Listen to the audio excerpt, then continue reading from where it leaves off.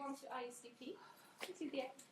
Thank you so much for making it all the way out to Nacka this very gloomy... Wasn't easy. No, fine. Hidden deep in the depths of this building.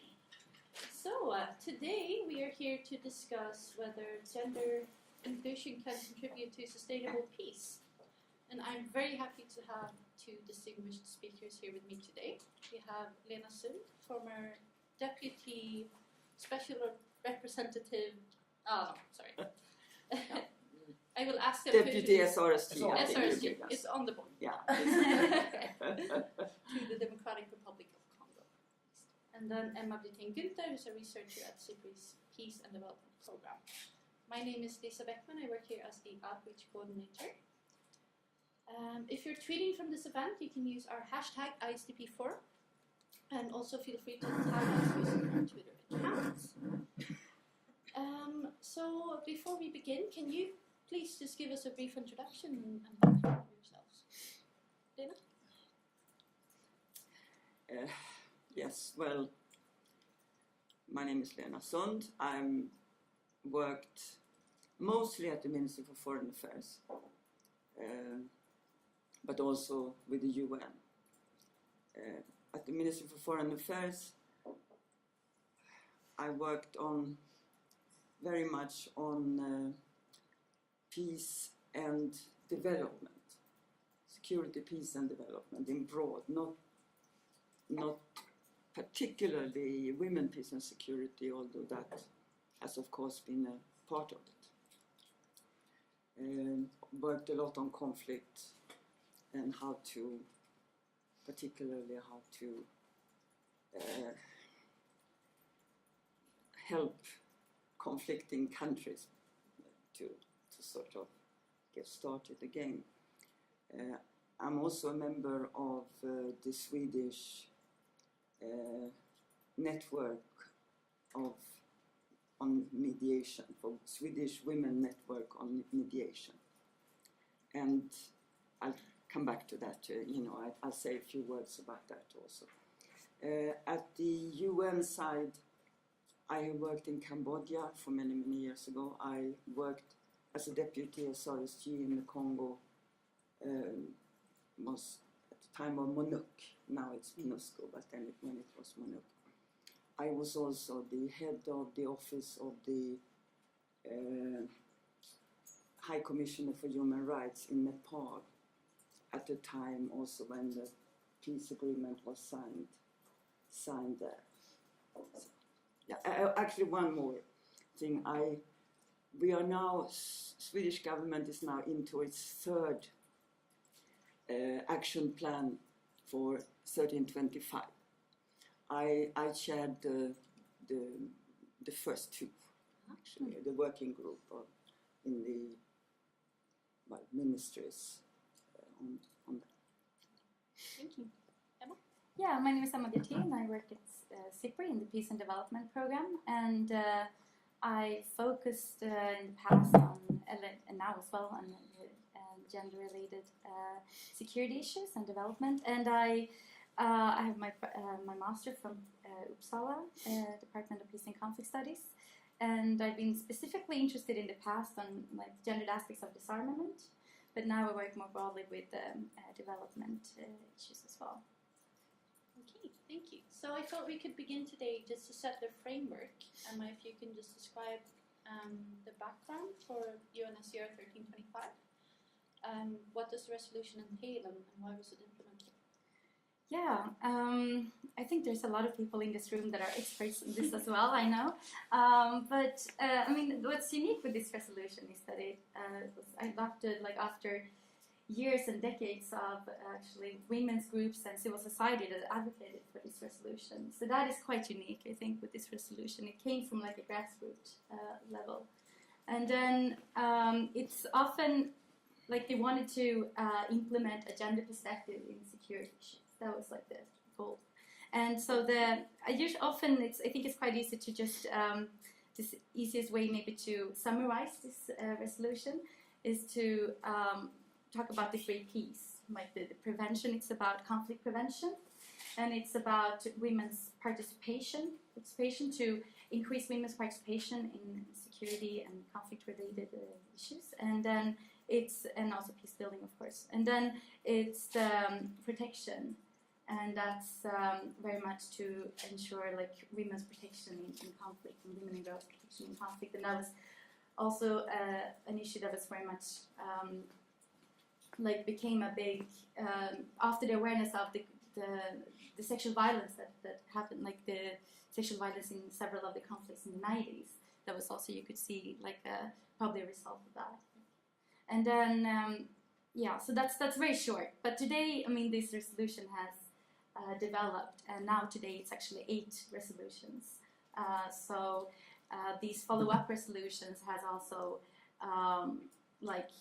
are more going into details for each of these pillars, you can say. And I think the last one was 2242, right? It was adopted 2 years ago, or 1 year.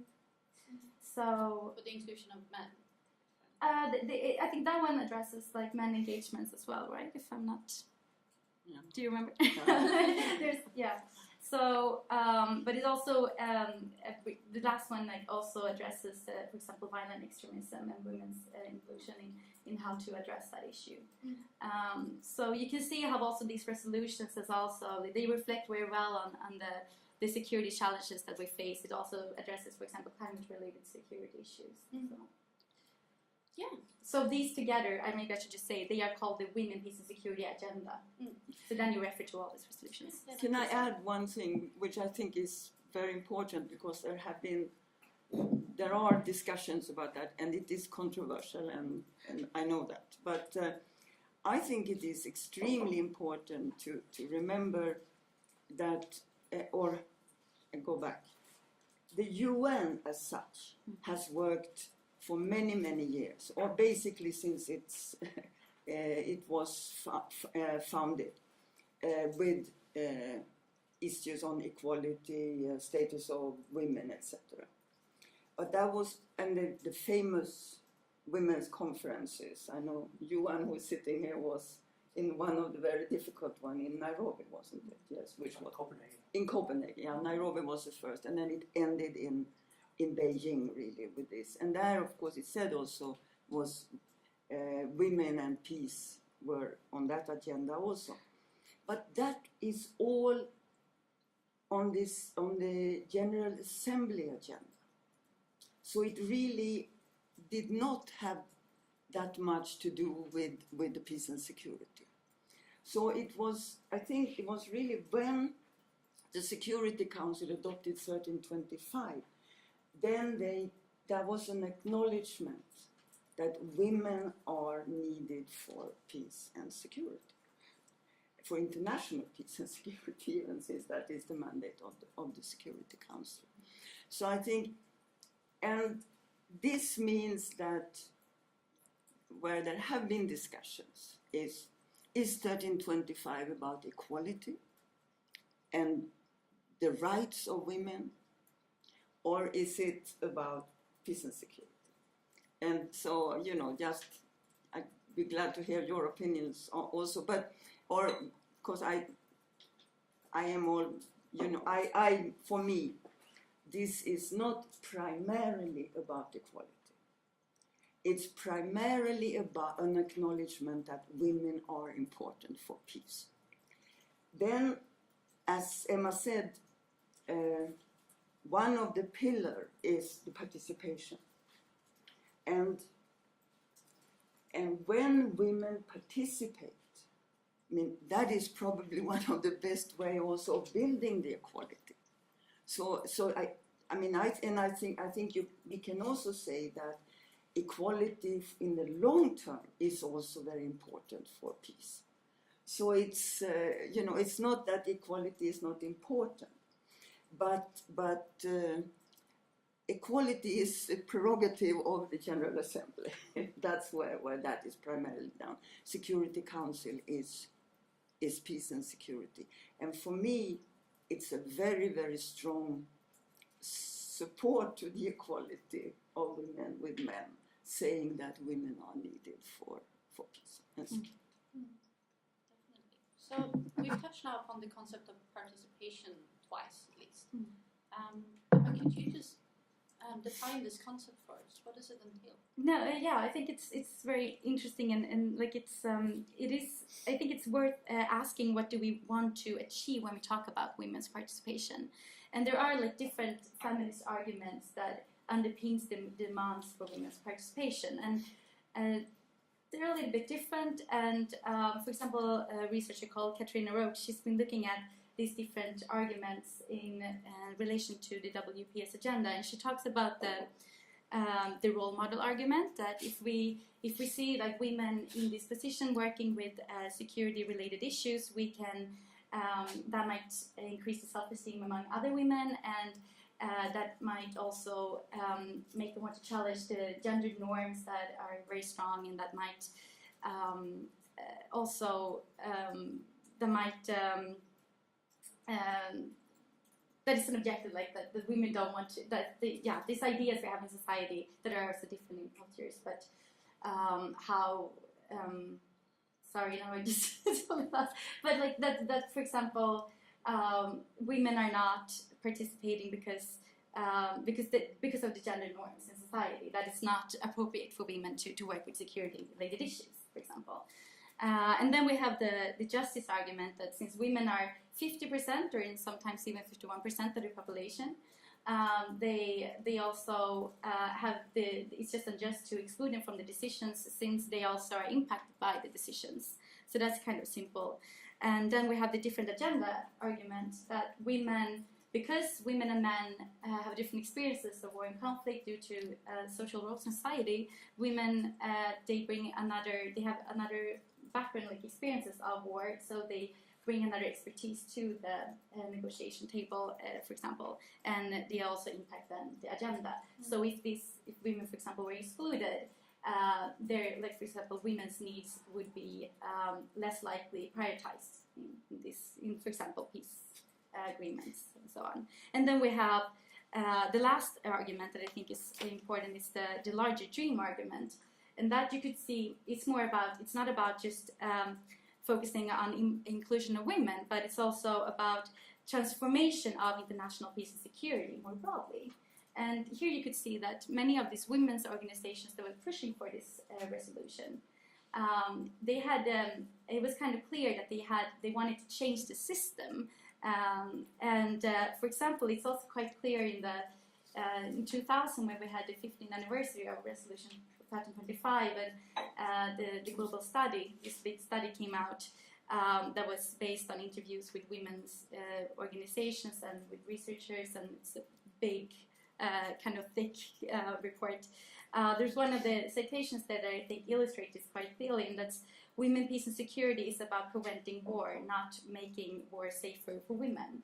So here, like, depending on like these different, I think, arguments and objectives for women's demands for women's participation also illustrates maybe why we have institutions that have very different ideas on how to implement the resolution as well.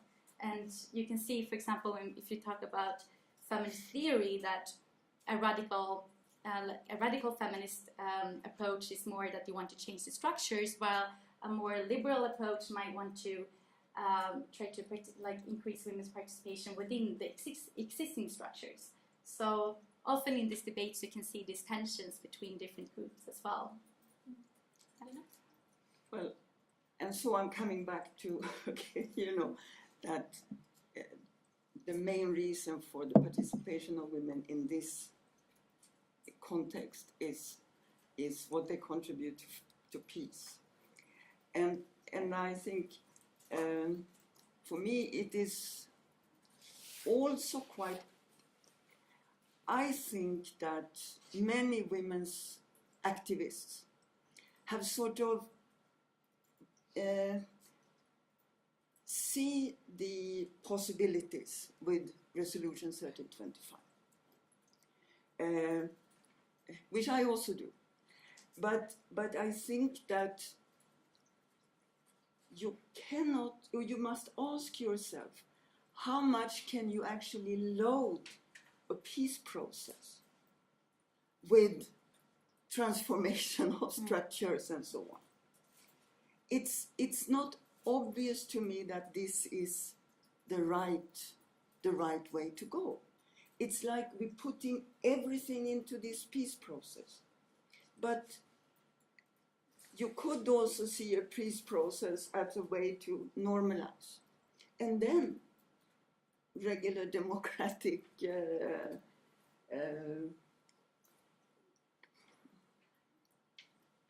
actions or whatever would continue and change the society. For example, I have mediated for two ceasefires. They were in both times they were breaking with the overall ceasefire in the Congo. And on the second time was quite a public thing. The first one was a very small thing, no press, nothing.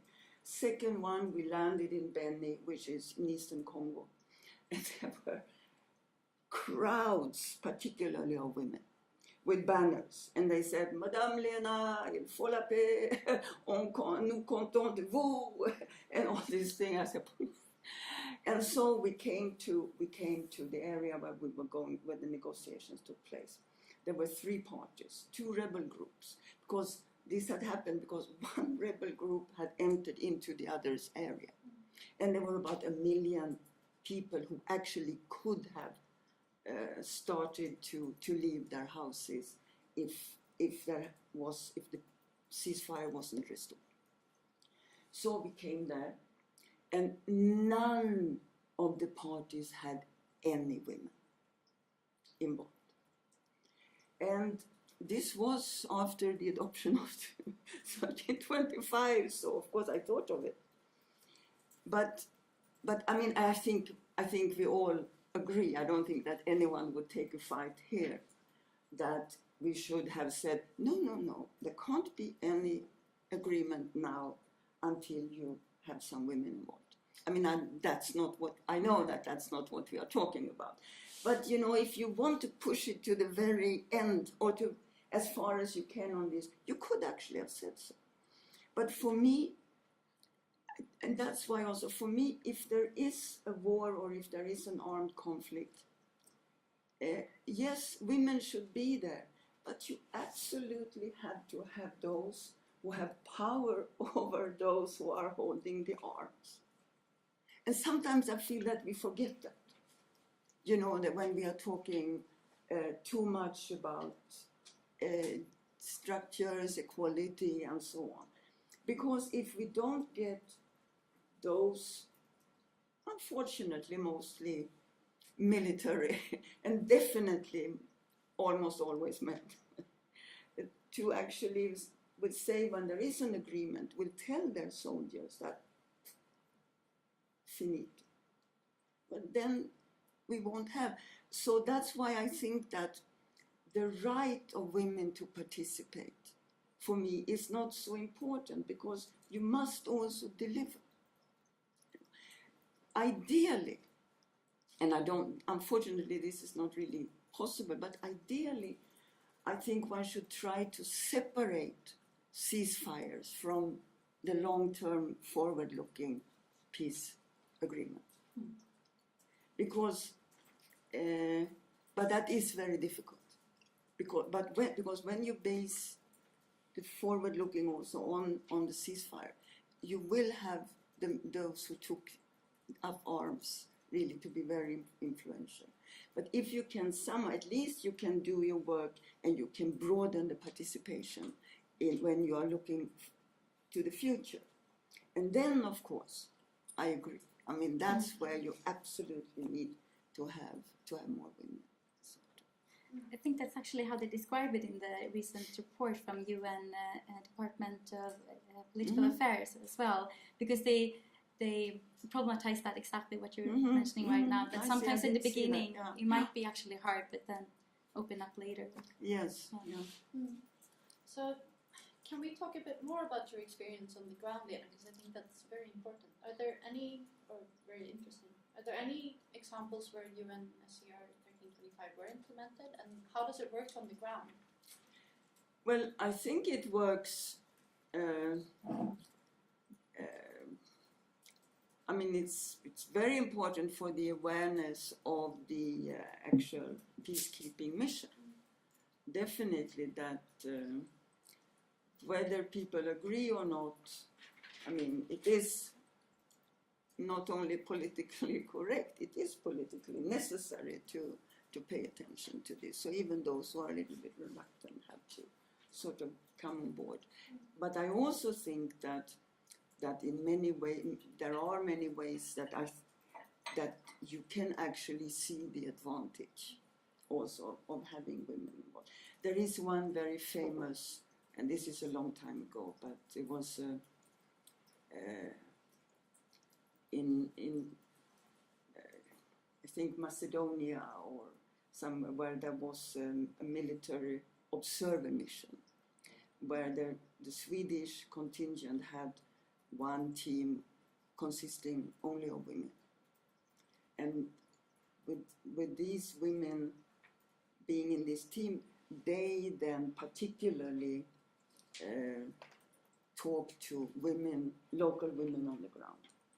And by establishing these kind of contacts, they were also on one occasion told about a very big, important arms cache, which I think is for me one of the good examples of the knowledge that women, the local women, actually have. And if you don't bother, you won't get it. So it's even useful for the peacekeeping mission. It can be. There are many other of this kind of examples, but I think that for me, participation is really the most important. And I think also the participation of women from the areas where the conflict actually is extremely, it's important. That is, to come back a little bit to this Swedish network, that is really what we have been focused on, not sort of saying, here we are, we want to mediate, but rather to build capacity and help women in those countries which are affected by conflict to organize themselves and to build networks and to also know more about what it is all about. Sort of. And I think that one concrete thing that we are thinking about is also that when you have a peace agreement, or actually also a ceasefire, but there is generally a monitoring mechanism attached to that. And to make sure also that you can build a system where local women can actually feel that their information is welcome. Also that is also a way of engaging women on the ground, and at the same time, while at the same time they are doing something which is really useful for the operation. Mm-hmm. Do you feel like there's a local will to include these aspects in negotiations and processes? Well, I think maybe here is another aspect of the participation is actually also in peacekeeping mission, political missions, etc., that you actually also have women included. And there, I think Emma, you raised also the role models and so on. I think that is important. But I do also think that, if you are a woman military, you go into your mission as a military, unless you are specifically told to deal with women, peace and security or gender. But you are a military. But I do think also that you probably will see women more than if you are a man. so if you have, but that could also be done with a very gender sensitive staff in your operation. But seeing the women, because when you go into village like that in a conflict area, very often you don't necessarily see the women, but when you're not there, of course they are influential in many ways. You know, so it's just to find ways to tap into this. And I think this is a better argument, you know, the usefulness than the right. Am I anything to add? Yeah, no, I was thinking about like when we talk about, especially in the resolutions, when we talk about women, it's very tend to be a very like it's not a homogeneous group. Like you said, they're military, like women that are militaries, and we talk about military, like women that come from civil society, and they have very different perspectives most of the time. And so that is something also that, for example, when in a lot of these like arguments for including women, it often like is an under we know that it refers many times to like women's civil society in a way, because we know that the women are more represented in civil society than in, for example, the military and so on. So, but it's still, I think, very important to consider which women are we talking about when we talk about this. And that is something that we will probably get back to that, but that's a little bit what the resolution maybe is lacking, the diversity among women and the different perspectives that are included, and not least like in conflict areas where we have different women's groups and also different women's society organizations that have very different views and so on. Yes, I think that one cannot just take for granted that women get together and there are issues, those issues are so strong that women will necessarily change the situation. And I think that if you are in a really hot conflict, armed conflict, I think you are probably first a member of your community. Yeah. And then maybe when you move more, there is more stability, and then when you come to the more forward-looking processes, well, then I think that there can be some issues where women would put more emphasis. Even though I generally say to women that I come into contact with in conflict areas and so on, that if you really want to be useful for the future, don't try to influence or just to say children, social issues, etc. Try to get hold of the position as finance minister. You know, you can probably be more influential and do more good for these issues that you want to. But one dilemma again, which when I was in Nepal, OHCHR was given the task to monitor the human rights aspects of the peace agreement. So we had actually a stronger and broader involvement with the peace agreement than the UN mission. There was a political mission then had. So when we made our strategy, we looked at, we said discrimination is going to be our main entry into this, because and what had happened also was that after the peace agreement was done, a new force that had not been represented came in to the picture. And so we said discrimination. But what the conclusions we had to draw from that was that we could not primarily support women into the process, because the women that were active, etc., were the Brahmin women or the other high caste women, while what the process really needed was participation also of the Dalits and of the southerners, sort of. So you can also get into these kind of dilemmas that, yes, women are discriminated in the sense that they are, when you have various groups on the social strata, the women are at the bottom of their own, but they are not necessarily at the bottom of all, you know, so. Yeah, so you've said a lot of things here now that I would like to follow up on, which is great. So, but I thought we could continue on the thread of, you know, that some people think that you can just add women into a peace process and then that solves the issues. And Emma, could you maybe expand upon why this can be problematic and also how we can move away from this notion? Yeah, I think it's what Lena already mentioned, that we have to ask, like, not only where are the women, but which women are we talking about?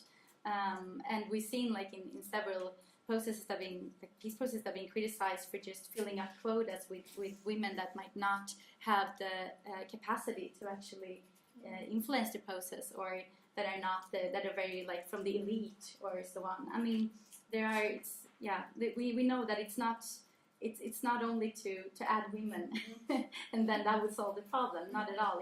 It's also about values.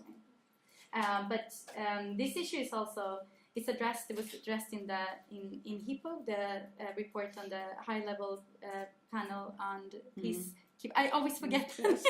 But it's such a But in 2015, this big review report, and I think that report is specifically interesting because they actually address this specific issue. That they say that one of the obstacles for implementing 1325 is that they say that it's still seen as a women's issue, and these issues are often appointed to gender units, so it's not mainstreamed throughout the institute. So this is another issue that I think also explains why, maybe because of the name of the resolution, but that still gender is often interchangeably used as for women, like women and gender, and that's not true because gender is about both men and women. So it's a problem that it's still seen as a women's issue, and that's, I think, why this assumption exists that you can just add women without asking which one. And we don't ask these questions about men. Like, we don't assume that all men think the same thing or represent each other. So I think that's also good to keep in mind. Yeah, I agree. I mean, but I also think, and I also, you know, sometimes we are talking about women shouldn't just be participating. There should be full participation. But I think also, but there are several aspects, you know, because to start with, I participated in one of the Darfur rounds for the Darfur peace process. And yes, there were some women sitting there and they didn't say a word. But there were also several men in the room who didn't say a word. Because these are pretty hierarchical organizations. So you don't necessarily say, unless you are the chief or the deputy. You know, you don't necessarily say anything. So maybe one should at least not just judge from that. And I have an example, actually. I was in Mindanao with one of the Islamic rebel groups. We were having a seminar. It was actually on DDR, but they didn't accept DDR, so we called it something else. It was integration or something. And there was with the senior military commanders and the senior political leaders. The day before the seminar started, seminar was 2 days, before it started, we visited the political leadership and met the deputy head of the organization. Towards the end, when we were shaking hands and so on, I said, so will there be any women tomorrow? And he looked at me and said, of course. But they live a little bit far away, so they will not be there already from the morning. They're coming in a little bit later. And towards 11 o'clock or so, 4 women came. They came into the room and they sat and they didn't say a word. But again, there were lots of men and very few said something. Then at the tea break, I talked to these women. And one of them said, "Thank you very much for asking our deputy chief if there would be any women coming. Because he called me and he said, 'You better come tomorrow, because otherwise they think that we are oppressing women.'" So, and what the women said, because I could see them I saw them during lunchtime arguing and discussing with the men and so on. And what they said to me was that this is very, very important for us when we go back to the communities and so on that we know. So in a certain way, participation is also capacity building. And at least you shouldn't only capacitate men in this kind of situation. Yeah. I have so many questions, and I see that time is running away from us. I want to ask you one more before we open up for questions from the audience, and that one for you, Lena. Sweden has now been on the Security Council for almost a year. Can you tell us a bit on how Sweden has used our role on the Council to promote these issues, if we have? Oh yeah, no, we have. I think we're lucky also because there is an awareness in the Security Council now that this is important. Had this been 20 years ago, they would have said, "Oh, there they come again." You know, that sort of. But I don't think they do, or at least not so openly. But we started actually even before our membership started with looking at certain missions. We went through the reports of the Secretary General, and we looked at how is actually women, peace and security agenda integrated into the reports. We even had talks with those at the mission who wrote the reports and those who were the gender advisors. In what way could this be done better? For example, I think it was in the DRC, there was women and children. And if you do women and children, well then the women, if you want, the women of the 1325 that you're looking at is the victims. You know, not really the actors there. So we did a lot at the ministry. Now we have a very good gender person for this women, peace and security, Carolina, and she was very active on this. So, and then all through there is always whatever is coming, a draft statement, a draft resolution, or whatever. There is always someone who puts on the gender glasses and scrutinizes from that point of view. Okay, so do we have any questions from the audience? I think we're a rather small group today, so we can have a really open discussion. So, anyone who would like to begin? Yeah, please. So my name is Charlotte Lind. I work for the organization Operation 1325, and of course we work on spreading information about Resolution 1325, as you probably get from the name. Thank you very much for a very interesting discussion. I have some questions for Lena. I think that your perspective is very interesting and also a bit controversial. It's not many yes, to I say know. what you say. So I do have a question on women's participation. You said that you asked how much can you load a peace process with, and I understand your thought and your point there. But then you also said you also said women's participation is not really the most important thing, but the most important thing is to reach peace.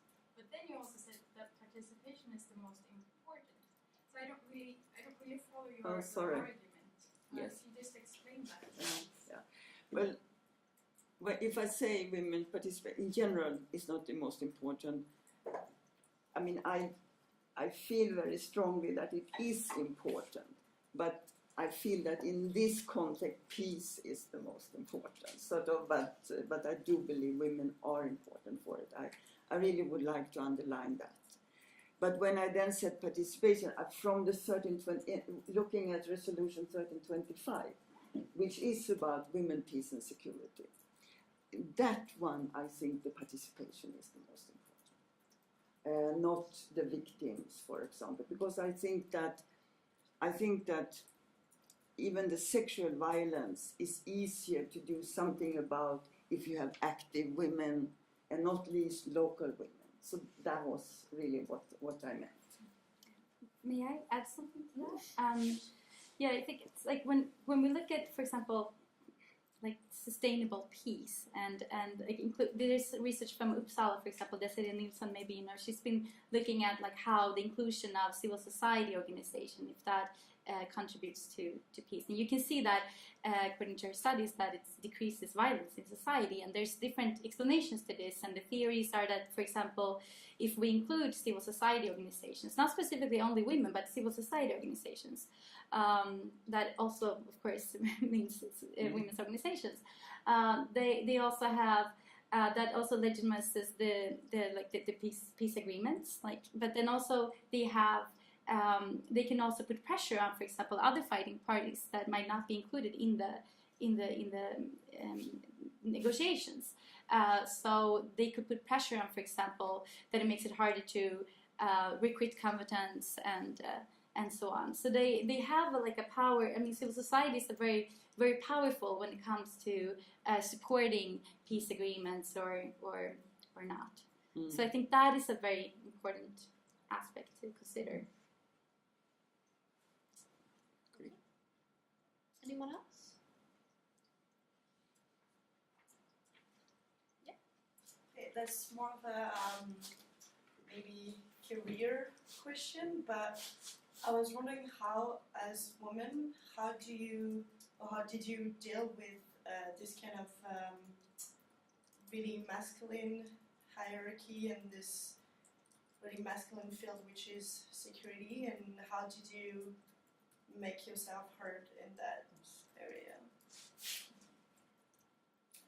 Well, in a peacekeeping mission, it's not difficult, because that's when you have military and police, which are the major component, they are hierarchical, and I was even more high-ranking at that time than the force commander.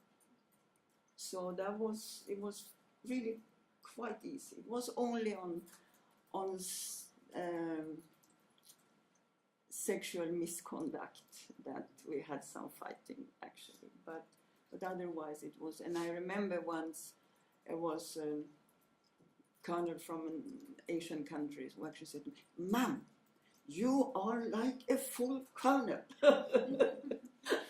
So, but I mean, it's not so easy when you have in a structure where you have a given role. I think it's probably more, if it's vague and so on, it is more difficult, I think, you know, but it was not, in that context, it's really no problem. And on the way there? On working yourself up to that position? Well, that was in the Ministry of Foreign Affairs, so that was that was not so difficult. I mean, I don't think, yes, maybe, but... Pointing at your but it has changed a lot over the years. Mm-hmm. Yeah. So. But I was thinking, you were mentioning the Mindanao peace process, yes. And that's a very interesting example, actually, from the Philippines, that because they had a very high number of women in the signing the peace agreement. There were like 3 or 12 or something, and that's in this context is a lot, actually.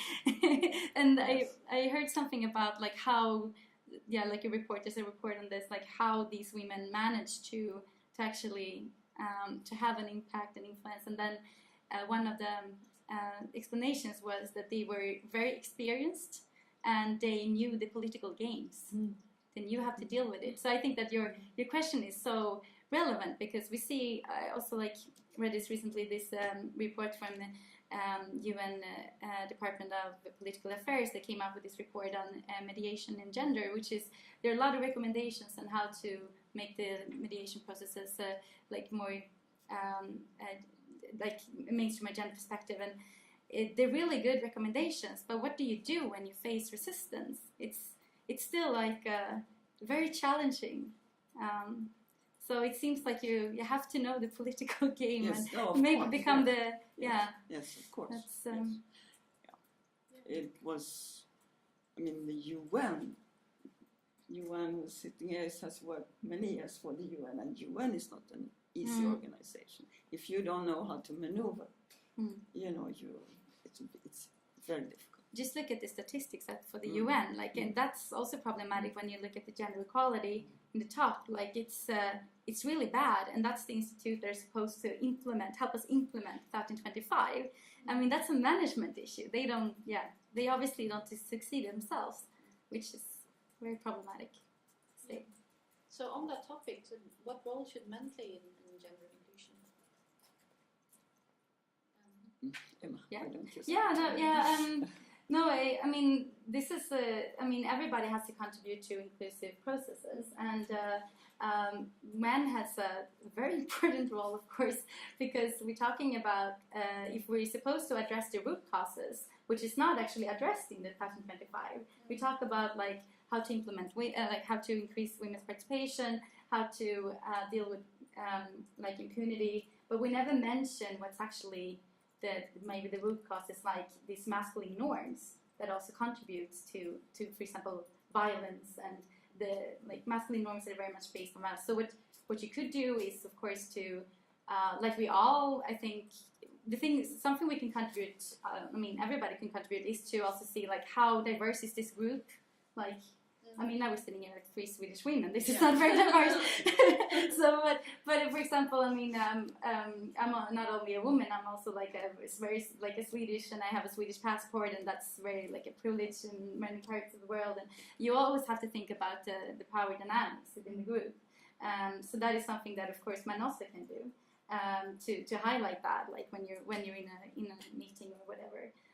But then also to self-reflect on masculine norms, and we have to provide like more alternative masculinities. I mean, when we talk about feminists, and that's like a plural feminisms, there's different ideas about how to reach gender equality, and it's the same with like masculinities. There's like different masculine roles, and we can see how, for example, in DDR processes, how hard it is for some men to leave their weapons, even though they're like offered like incentives and jobs, and because it's so linked to their identity. So it's just one example on how important it is to address the like masculine norms in this context, and also like militarization. I think it's very much linked to that sometimes. Yeah, but this is also why if you're involved somehow in a peacekeeping or peacemaking or mediation process, that everybody is gender sensitive, and that's what men have to be also gender sensitive. So I think, but you know, there can also be. I'll tell you another story. There was when it's sensitivity, but in the wrong way, according to my opinion.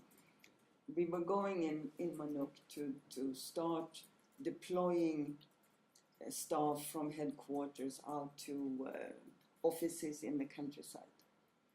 And everyone was recruited for the area of operation, not for Kinshasa specifically, so everyone had the duty to go. So the head of administration sends a memorandum saying that from now on everybody has to go where they are assigned. And then he said, but there is one exception. We are not going to send any women to Bandaka. And I said, we can't do that. So I called him and I said, hey, is this because of the toilets? And he said, yes. So I had been to Bandaka a little bit before, and the toilets in the office were absolutely awful. But rather than thinking that we need to fix the toilets, also maybe for the men, his conclusion was that no, we can't really, that's too much to ask from the women. And that's a problem too. Very interesting example. Yes, Julian. Yeah, you pointed out before that gender issues are very often thought of as sort of being a women's issue. And during this discussion, we haven't really touched on LGBTI people in communities. I was wondering where sexual and gender minorities fit into the process of building sustainable peace. So, sort of a general question and a loaded one, but I think it would be good to have that be part of the discussion. Definitely. You would like to begin? Yes, I guess in the countries where I have been, that there has not been so much openness about that. So maybe that's why in a certain way you have not seen, or it hasn't really been brought up, not even as part of the discrimination agenda really, except for in Nepal, because there was quite an active community. So there we as OHCHR then, we were involved in that. But in the DRC, in Angola where I was, it was not really an issue at that time. In Angola, the LGBT community has become much more active and so on, but that was really after peace came. But Colombia is a very interesting example on how the LGBTI community was very active and together with women's organizations. And it's very interesting to see how they managed to, the first peace agreement, the recent one, it's like gender mainstream throughout the whole agreement, and it's they also bring up like LGBTI community, like people like perspective throughout the agreement as well. And I was quite amazed when I don't speak Spanish myself, but a colleague translated to me, and it's very interesting. So I would highly recommend people to read it. But then the referendum came, and we also saw how the backlash on how like this the women's. There were like should also add that 30% of the women around the table were 30% of the people around the negotiation table the peace agreement were women. So like women were very active in the whole process. But that was at the later stage, not initially. Yeah. But then like in the second one that was after the referendum, then you can see how that changed, like how especially the LGBTI people, like that community, had to sacrifice a lot of language in the peace agreement, and also women's organizations. But I was actually talking with some representatives from this women's organization in Colombia last week, and they actually specifically highlighted that we had to sacrifice a lot, but the LGBTI community they had to sacrifice the most, and a lot of this was also due to that they referred to the family values, that was this idea, like these discussions that if we change these gender norms that we have, and then we also challenge the family values. So they said that was a very big challenge for them to face that kind of argument. And I think it's coming, like it's more and more discussed, but I guess it's also, like you said, depending on the how active the civil society is in different countries.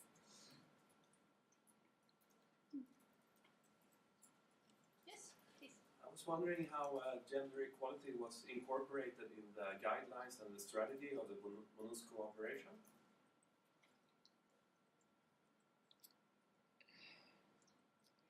Well, gender equality as such was not. But we had a very, very strong gender advisor, and a quite big, actually at that time, gender office. So it was not just one advisor. And the gender advisor herself was a former minister from Sierra Leone. So, but what we did was more actually to look at, to try to support Congolese women, but also to make the operation gender sensitive. These were basically what we were able to focus on.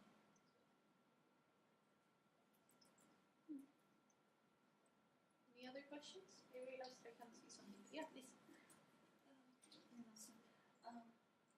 Well, I worked in the Congo actually during the time we were there. I was policy officer.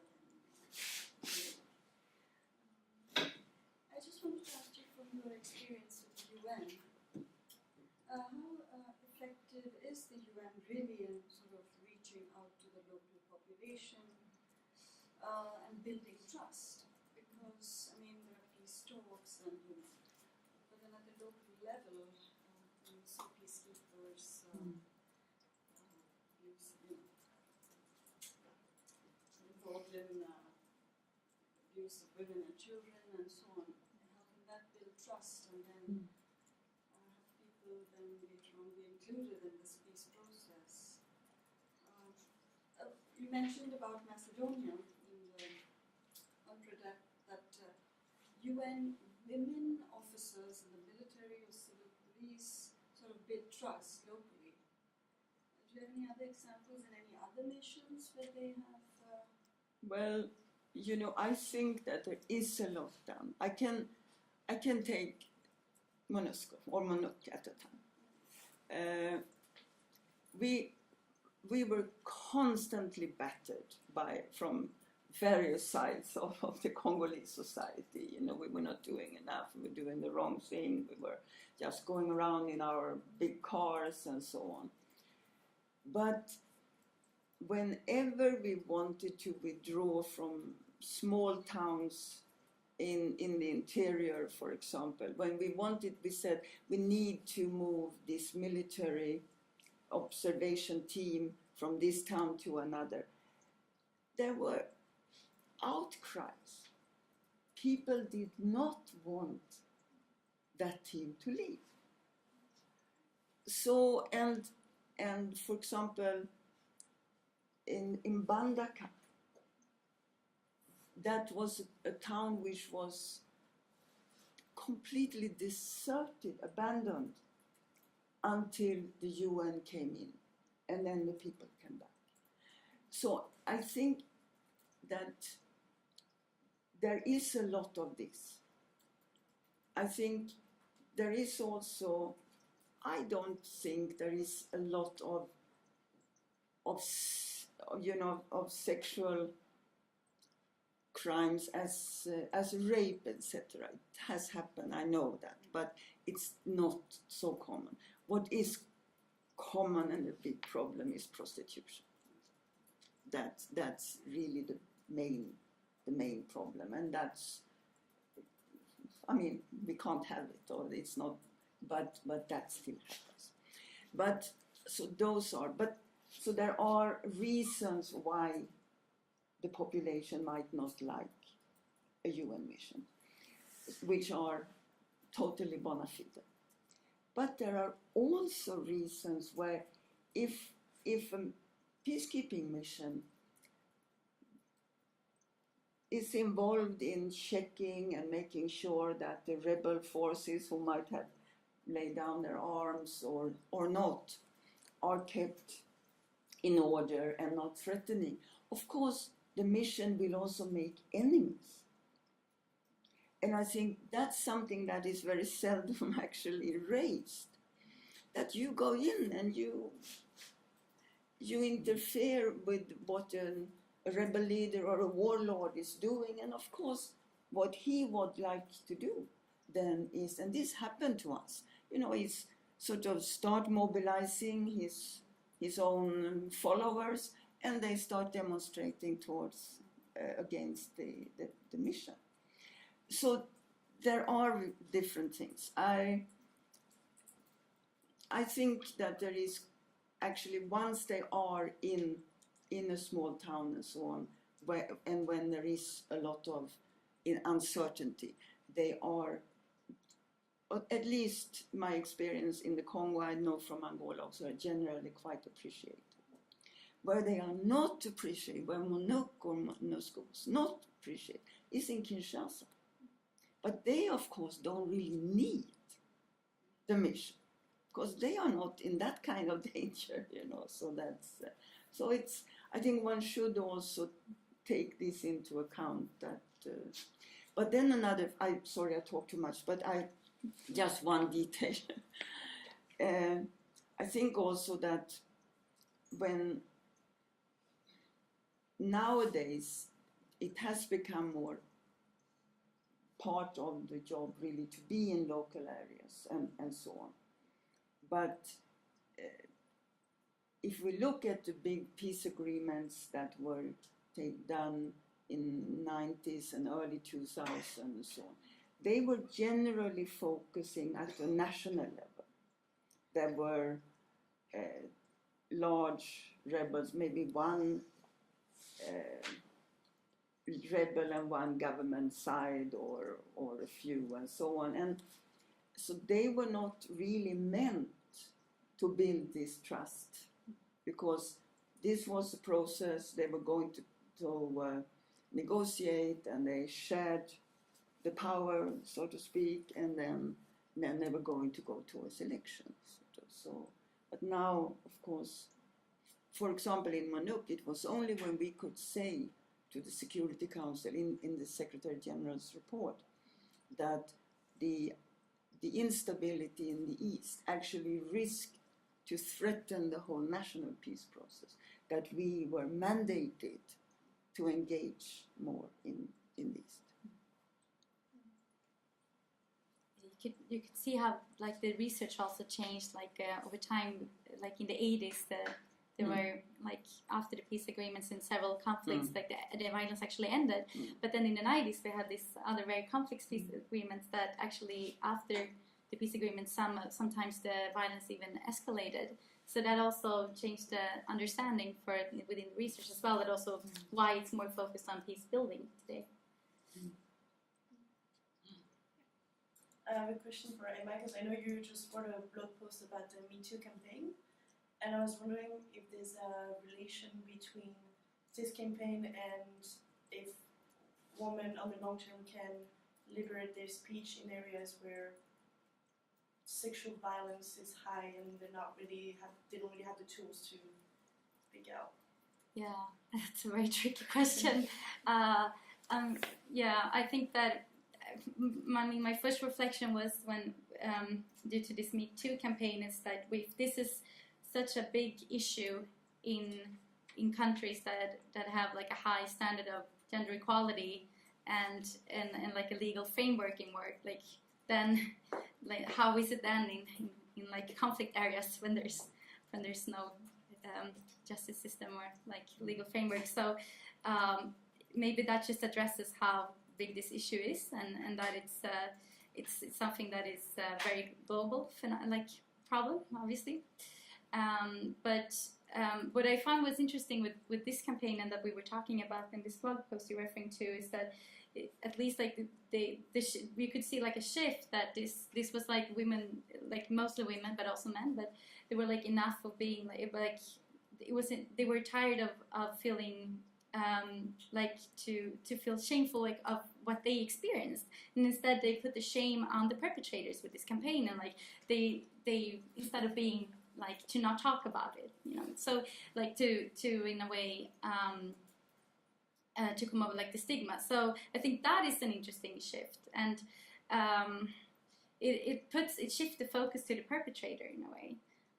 So yeah, but how that would impact like the like gender-based violence in conflict areas, that's we don't even know how if it actually will have an effect in, for example, Sweden. We hear like ministers that are saying that they will take action and so on, but we'll still have to see. This is really nothing new. I mean, I think at least most women know that this is happening. They have experienced it, and it's no news really.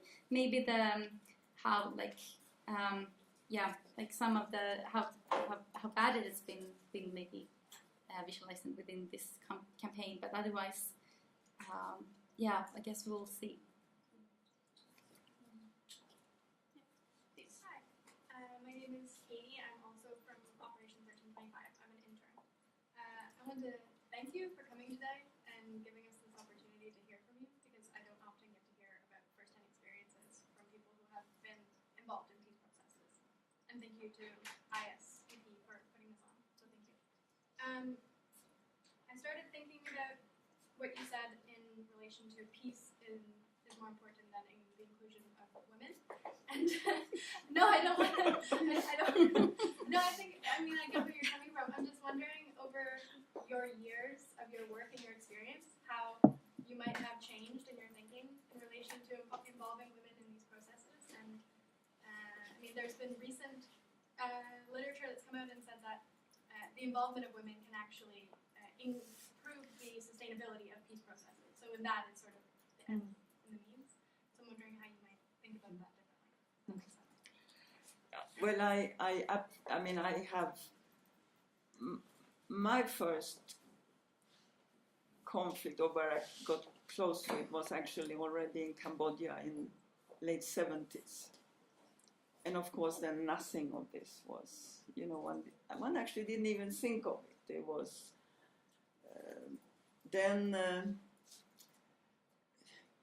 so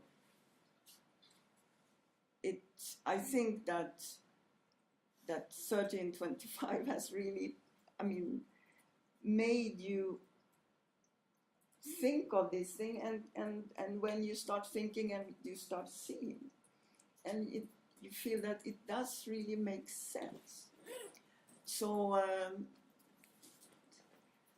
so I think it is a slow. In Monuc, I felt first that it was difficult. It's quite a task to try to see and always to take this into consideration and so on. And you can't always also, but then I think just to end up, why for me also why it is so important is that one of my political affairs officers in Monuc actually told me once that when he was a child, his grandmother, he came from an area in Europe where there had been wars, and a region which was part of another country, and still this feeling of regionalism and so on. So he said that every time he visited his grandmother, they went to the grave of the family, and he would be told how unfair this government was, and how truly they had been disadvantaged in this long time ago, these agreements, etc. So that was just an added thing that also for the long-term perspective, that women are very often the ones who transmit, the history to the children. And I think that if we want them to transmit to the children that this was a reasonably fair agreement and this is what we have and we shouldn't, well, then we have to have them involved so that they know also what compromises have to be done, have to be made. I think we had another question. Yeah. Yeah, but now I feel a bit bad for putting Lena on the hot spot. But I do have another question on, it's really on how to avoid the instrumentalization of women's rights. And I would like to contextualize it with how to work on countering violent extremism and also integrate the women, peace and security agenda, but without instrumentalization of women's rights. Because you said that usefulness is a better argument than participation. participation being a right. And if we want to include women, it's most of the time you argue for participation being a right rather than something that can sort of be used as a means to an end. But from your perspective, I sort of hear something else. So my question is really if you'd like to elaborate a bit more on that.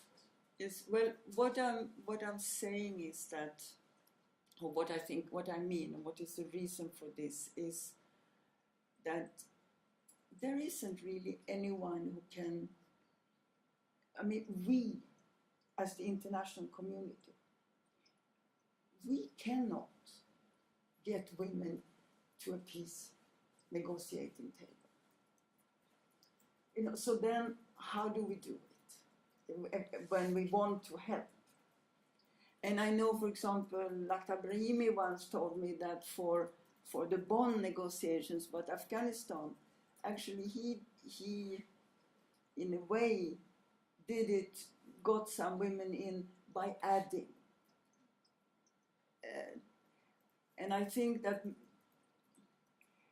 because to me, ideally, women should be part of delegations, which are really the bona fide parties to a conflict, you know, and not ideally, I mean that, and ideally not women's organizations, if you really want to be influential. So that's, but how can one help women to get them to the table and be part of their own delegation?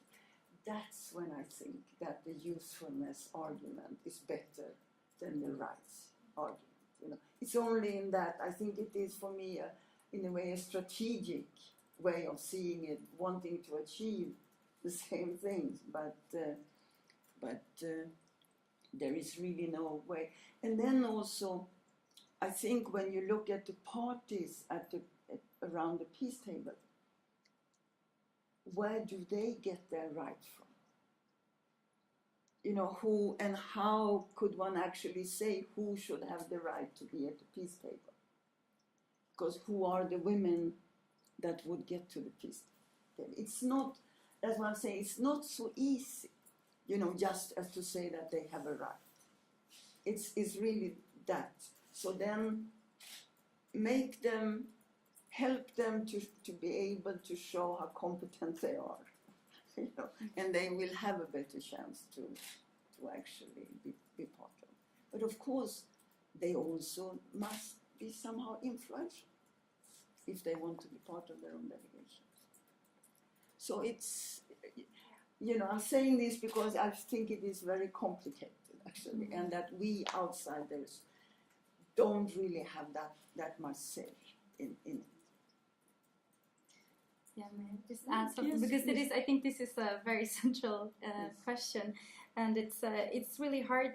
Also, like within research, I've seen like some governments try to push, and like they want to have proof of that it's effective to include women in peace process and so on, and that it's very problematic to ask these questions, because it's, I mean, women has to be included on equal terms, and if we start to argue that women are more effective or so, then we put a lot of pressure on these women, and they're still in the same structures, and it's like that's, yeah, so that is not really fair, right? And then also we never ask these questions about men, like how effective is it to include men in peace processes?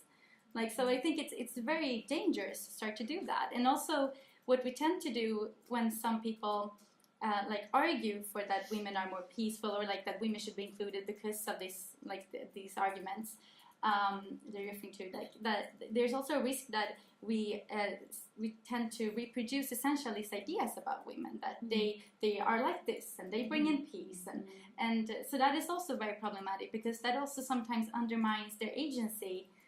Because then we also reproduces maybe other stereotypes about women, that they're not able to take decisions or whatever, like these ideas that exist out there. So I think it's very dangerous to do that. So I'm more of a fan of the justice argument, but I can see also that maybe in this complex. I very much respect, these environments that you work in, and I'm sure that it's more complicated maybe sometimes when you're in these situations and how to be able to politically maneuver these challenges. Then you might need these arguments, but it is also dangerous, I think.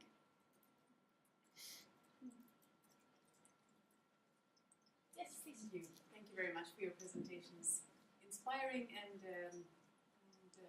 very, very difficult and complex. So I would like to go back to the power analysis around it is better if women have become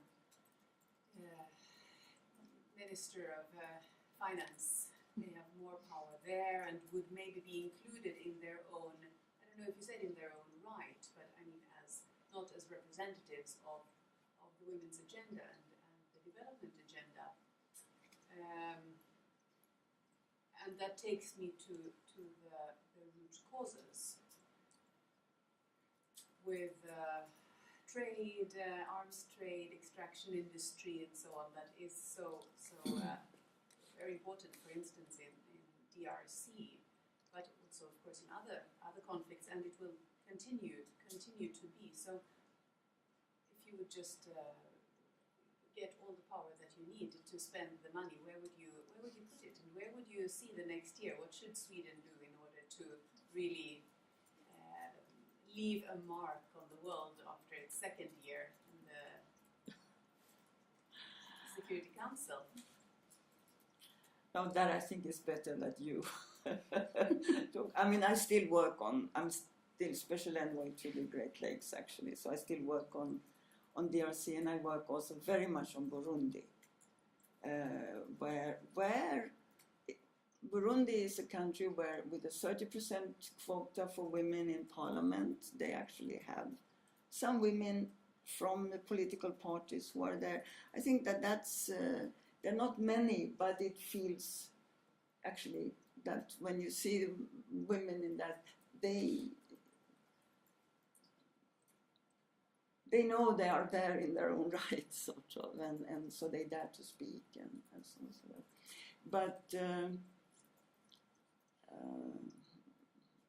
I think if I take, and it's not Women, Peace and Security agenda, it's a broader. I think one thing that we have to ask ourselves is, this is probably for another issue, but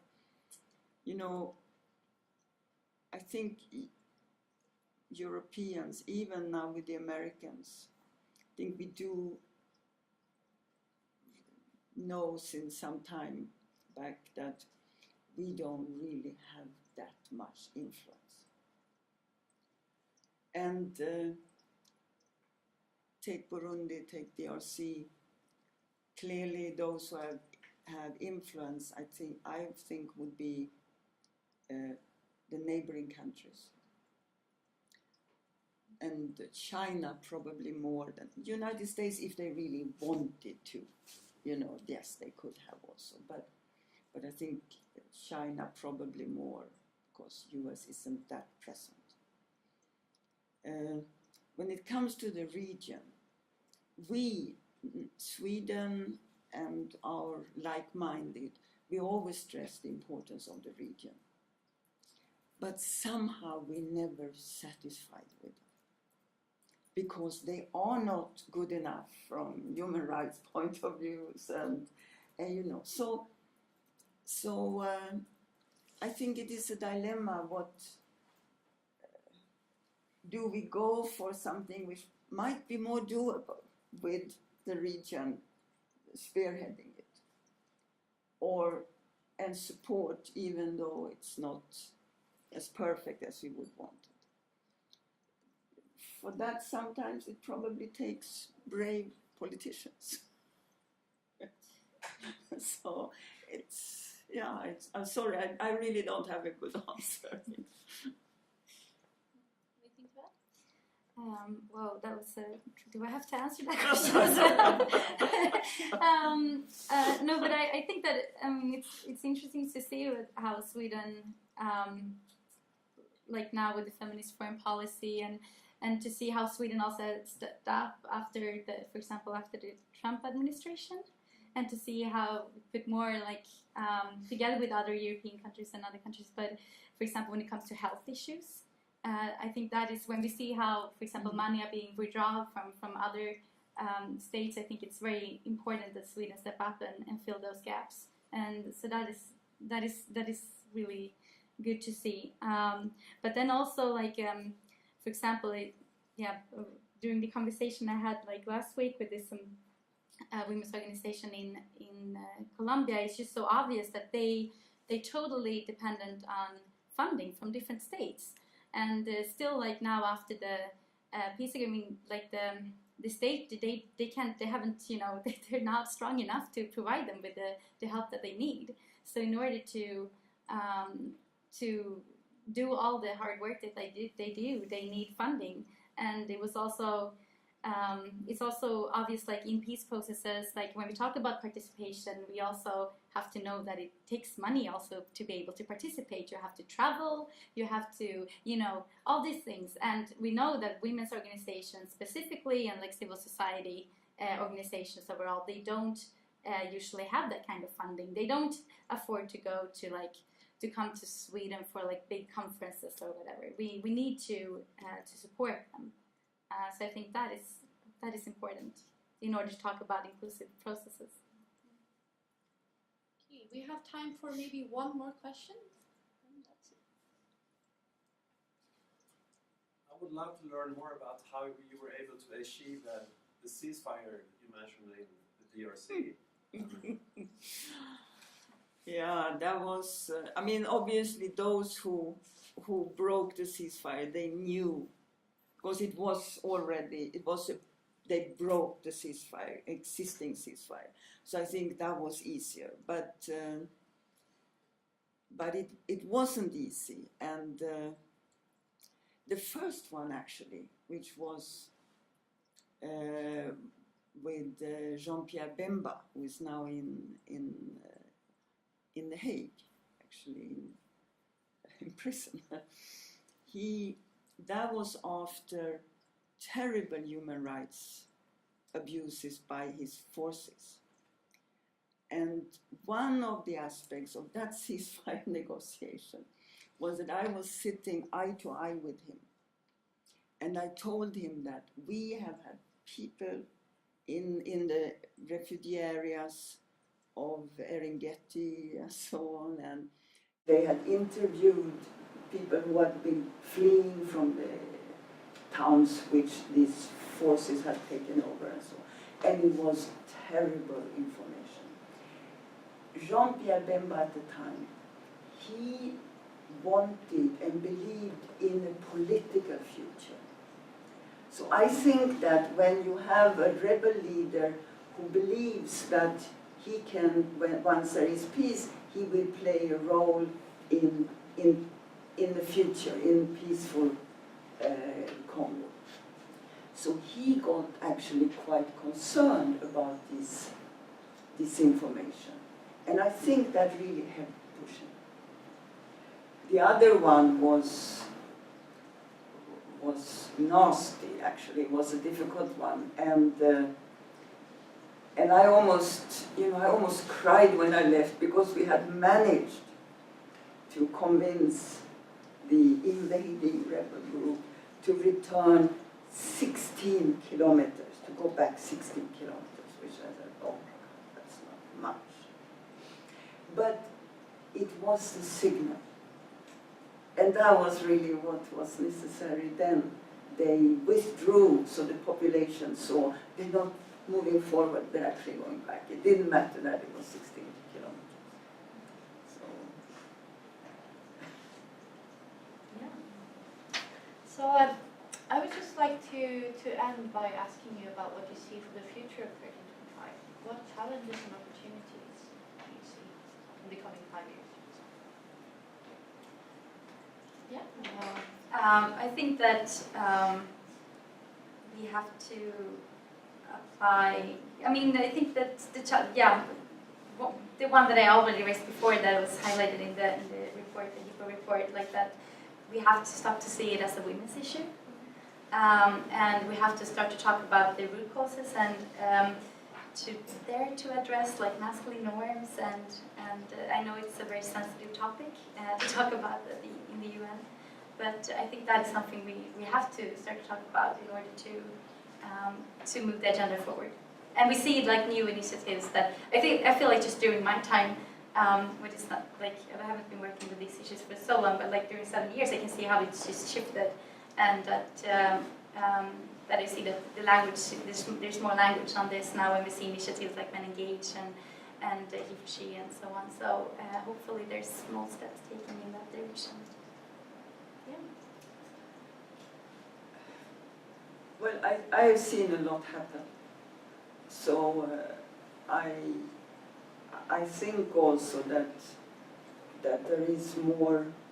I mean, I do believe that one of the things that Sweden has done in the Security Council is to be more explicit about what do we actually expect from the missions, and also what analyzing the reports, and then being able to ask questions about it, and then in that way actually helping the gender advisors or gender units or whatever is there, and also helping the senior leadership, because quite often I think